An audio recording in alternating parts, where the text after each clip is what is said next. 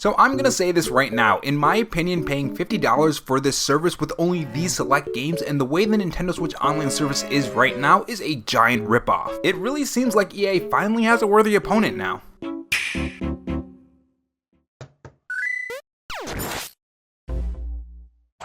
Hey guys, it's Rob here, and welcome back to the Robo-chan Show, where we cover the latest gaming news, leaks, and rumors from Microsoft, Sony, and Nintendo in 2020 and beyond. If you want to be kept up on the latest gaming news, make sure you click that red subscribe button below this video and that notification bell so you know when I upload. And if you're interested, I have a Patreon, which link to that will be in the pinned comment along with my Twitter account. In this video, we are going to go over all the details about the Nintendo 64 expansion pack, why it's a pretty bad deal for the price that Nintendo is asking for, and why the future of the service has me worried. We will also be talking about why this price is so high. If you guys enjoyed this video, leave a like, it sends signals to YouTube to push the video to more viewers when you do, and if you want to help me reach my goal of 800 followers on Twitter, you can follow me at RoboroB93. Without further delay, let's get to the video.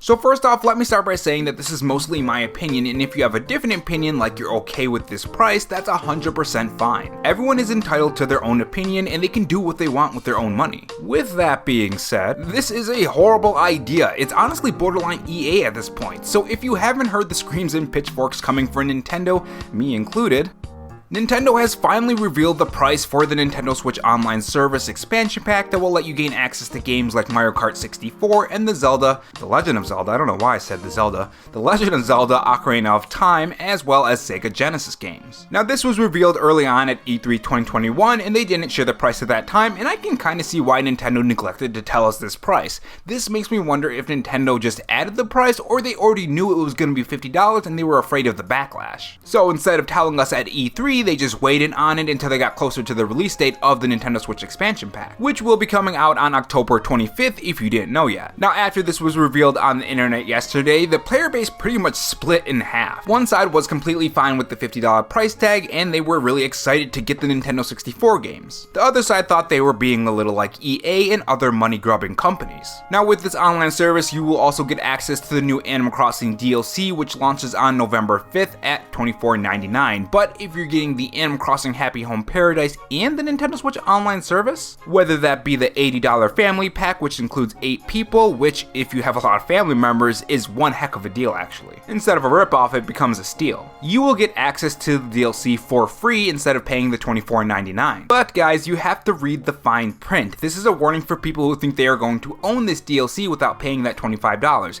This is not the case. You have access to the DLC, but you don't own it. I want to make that clear for people who plan on getting the DLC for Animal Crossing New Horizon via the Nintendo Switch Online expansion pack. Once you stop that subscription, you don't have access to this DLC. Now on my community post, someone made an excellent point that Nintendo could release more DLC later on, and I think that would be really cool. You can get access to all these different games, maybe even pre-existing games that already have DLC, like imagine getting access to all the Smash Bros characters, or all the DLC for Breath of the Wild, or all the DLC for Age of Calamity. I think that would be a really good deal. But unfortunately, as far as we know, it's only for this DLC. And if that is their plan, I question why they didn't tell us this. Like if they were to say, hey, we're gonna give you this DLC for free later on, and all the DLC previously you can get for free as well, as long as you have this service activated, I think then it would be a great, fantastic deal, and I think a lot of people would be more willing to pay this money. But Nintendo didn't say any of that, so as far as we know, it's just the Animal Crossing DLC and that's it. Which you could say Nintendo just threw that in so people would be alright with the price. Essentially saying that, hey, the DLC is $25, so this price is warranted, and that last $5 is for the Nintendo 64 games. But again, this is for someone who owns the game. Not everyone owns Animal Crossing New Horizon and not everyone still plays it. So if you don't have Animal Crossing, you're not really gonna get that much out of the DLC, and once you're finished with Animal Crossing, which eventually you probably will, because this is the last update for Animal Crossing, so they're gonna be moving on from that and not creating any more updates for it, then you only have the Nintendo 64 games and you're paying $30 extra,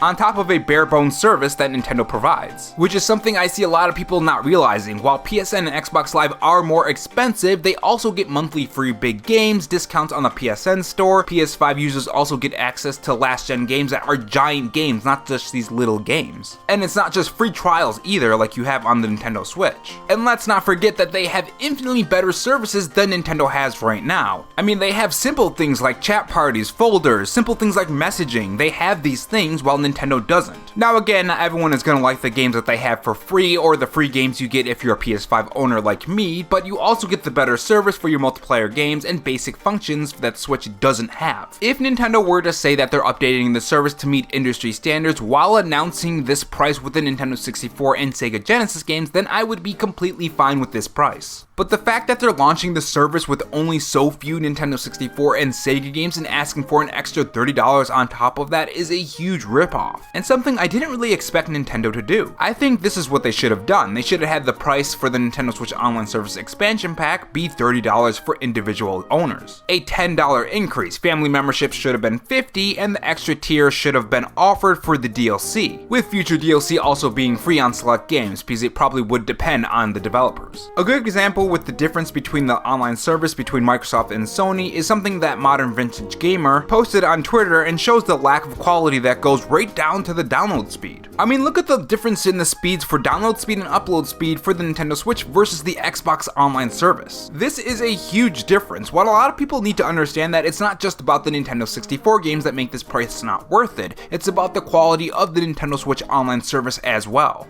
That is something that I see a lot of people not considering. Now, one thing that a lot of people are wondering is, why does it cost so much, right? Why does it cost $30 extra?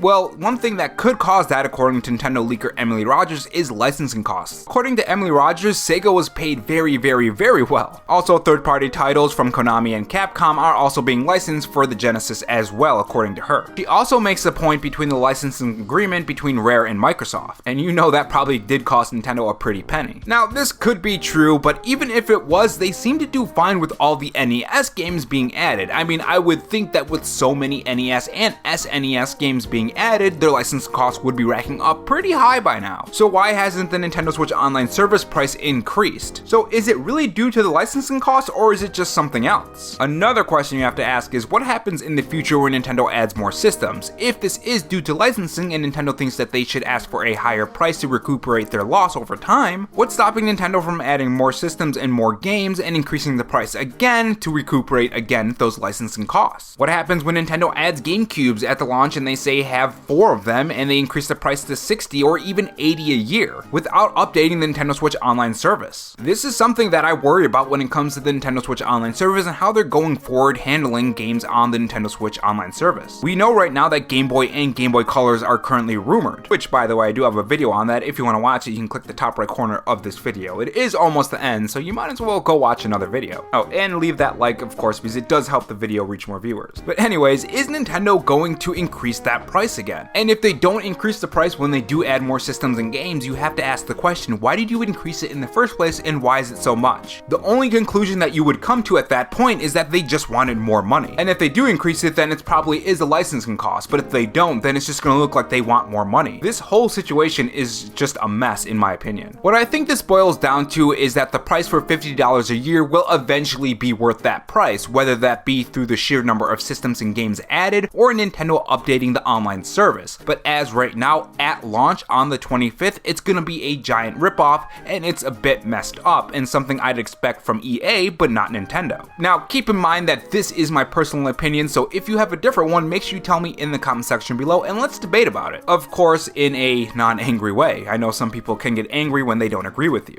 And while you're here, hit that like button. The content is free and you're here already, so why not help the channel fight that YouTube algorithm? And if you want more videos just like this, make sure you subscribe to the channel and have that notification bell and have it all notifications, because sometimes even if you do hit the other